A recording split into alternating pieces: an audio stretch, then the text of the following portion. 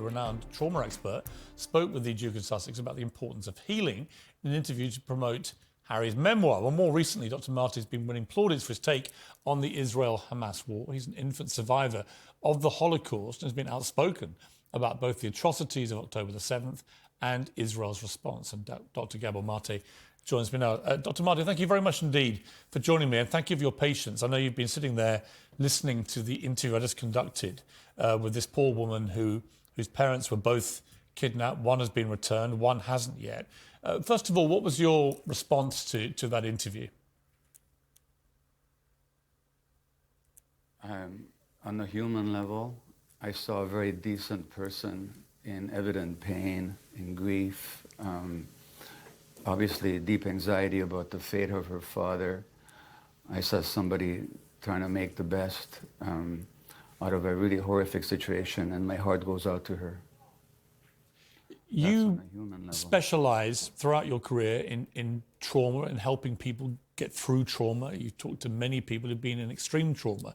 This is a very traumatic situation these last 2 months for people on both sides, for the people who are on the receiving end of this massacre on October the 7th. And we've just heard firsthand what that has been like for the people in Israel who suffered that.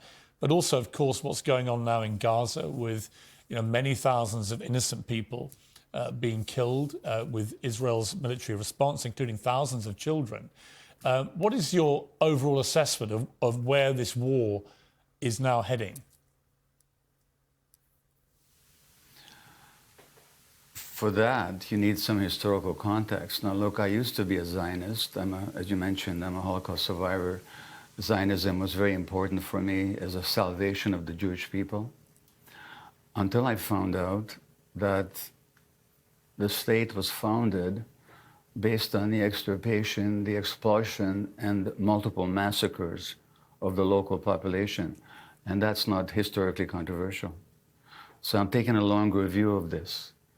And I'm saying that the present situation cannot be understood without looking at the historical context, and nor can we move forward if the present occupation and the suppression of the Palestinians continue. So Sharon, your previous guest, talked about the fragile coexistence. There was no coexistence. There was oppression, periodic massacres, land occupation in the West Bank, the continuous expulsion of the population from their homes. I've visited the occupied territories 3 times now. The first time, back during the first Intifada, Piers, I cried every day for 2 weeks at what I saw. So this cannot go on. And I saw the news about the Elgin marbles being returned and how you changed your mind about that. Well, how about returning the land that's been stolen from the Palestinians? I'm not talking about the state of Israel. I'm not talking about 1948. I'm talking about since 67 and what's going on right now. So there's got to be some stop to what's going on, and that's how I understand it. No, this is for the sake of both Israelis and Palestinians. Yes, I completely agree with you. This is a never-ending cycle. I guess from the Israelis' point of view, what happened on October the 7th was on such a gigantically horrific scale. I do get a sense that Israel is in a collective sense of trauma, and that they are determined that Hamas should not be allowed to perpetrate such a massacre again. And they are on record, Hamas, just 2 weeks ago, their spokesman are saying they would do it again and again and again if they can. So that represents a clear existential threat to the security of people in Israel. So I guess my question for you is, what should Israel's response be? Everyone is increasingly concerned about what is going on in Gaza. Clearly, the loss of civilian life is on a catastrophic scale.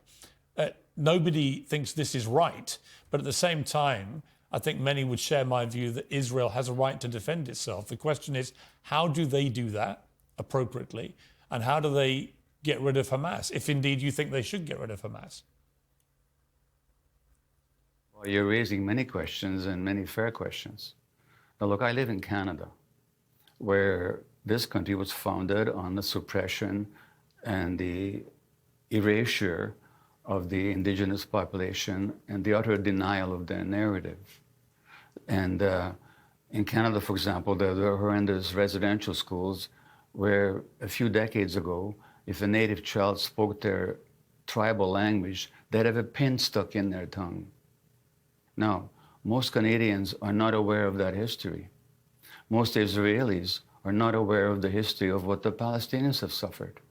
They don't know that in 1948 there were multiple massacres of large numbers of people by Israeli forces.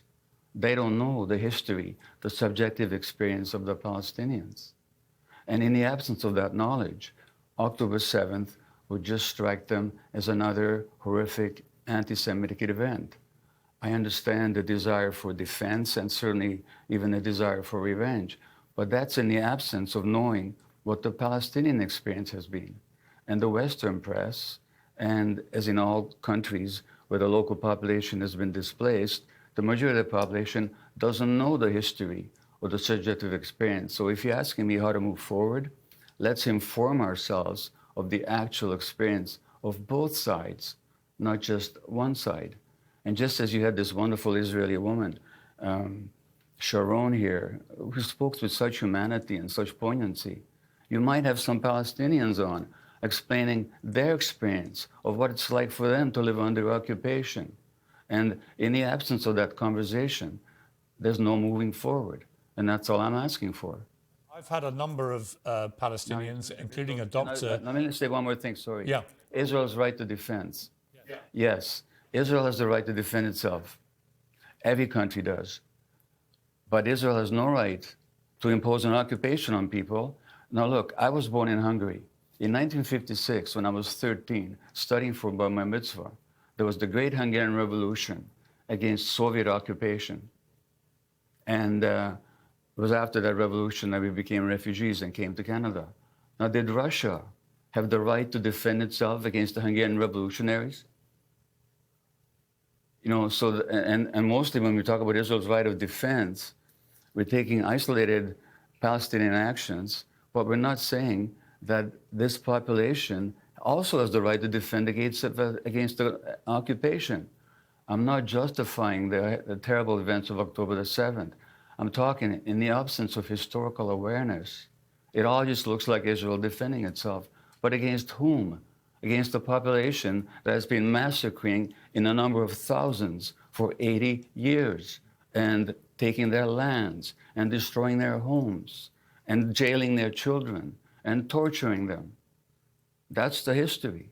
Now, unless we know that, it all looks like this poor little country trying to defend itself. But against whom?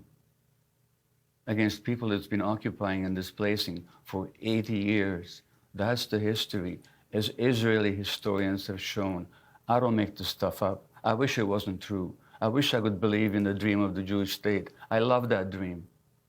Except I found out at what price, at what nightmare that imposed on the Palestinians. How do you see this ever getting resolved? It seems so intractable, but then, as I always say, so did the Northern Ireland conflict. That seemed intractable when the IRA were committing terror atrocities, but they eventually did get to peace. Can you see a pathway here to peace, and what does it look like? I can. That's a great question again. Look, you're going to have Nick Kyrgios on later on, the tennis player. I just spent a couple of weeks in Serbia and the former Yugoslavia with another tennis player, Novak Djokovic. They have a foundation that promotes healing and child development and so on. So they asked me to speak throughout the former Yugoslavia. You know what horrific atrocities were committed there just a few decades ago. So I was in Belgrade, I was in Sarajevo, I was in Banja Luka, I was in Ljubljana. They're living together now. There are still issues to be worked out, but the minimum condition is the ending of the occupation and the inhumane siege of Gaza. And international law has to be respected. International law is very clear that this occupation is illegal. That has to be the basis of any future agreement. If that was agreed on, and if Israel could live within the borders that are internationally recognized, I believe peace is possible. Now, we keep talking about the Hamas charter. Did you know that the Likud charter, the ruling party in Israel, excludes a Palestinian entity west of the Jordan River? So let's get rid of both charters. And let's start with the basis of recognition and peace and the ending of this unspeakably brutal occupation. Piers, you have to go there to see it for yourself, as I have. And you would cry every day for 2 weeks as well. I'm under no illusion about what the Palestinian people have had to endure, and I think the oppression of the Palestinian people for decades has been completely shameful. And it shouldn't have been happening. I mean, the mere fact that Israel was able, after October the 7th, to simply turn off the supplies of food and water and fuel and so on into Gaza says it all. That is an occupation. That is a controlling force, controlling whether people eat or have fuel or can heat themselves or feed themselves. So I'm under no illusions about that. I've been very critical of Israel before. What has complicated things for me morally with this is that the scale of what happened on October the 7th was so disgusting. And the fact that Hamas has said they will continue to try and do the same thing again is that I absolutely believe Israel has to do what it can to remove that threat. And how you do that when they are immersed in the civilian population and that population is half children without massive civilian casualties on the scale we're now seeing, I don't know. I genuinely don't know. I don't know how they resolve this. But I hope that better minds than mine can work a way through this.